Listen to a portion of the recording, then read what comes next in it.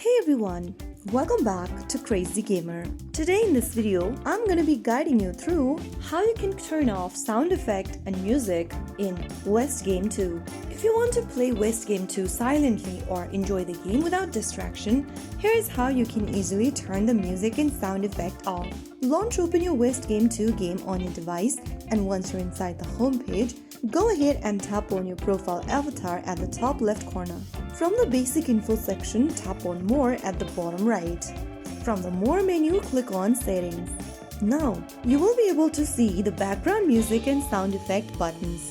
Tap on Off right next to both of them. Once you have it switched off, you will be able to play the game without any music or sound effects. You'll be able to play the game in completely silence from now on. So that's how you know how to turn off sound in West Game 2 in just a few simple steps. If you found this tutorial helpful, don't forget to hit the like button, subscribe for more gaming tips, and drop a comment if you want me to cover more tricks or tutorials for West Game 2. Thanks for watching, and I'll see you in the next video.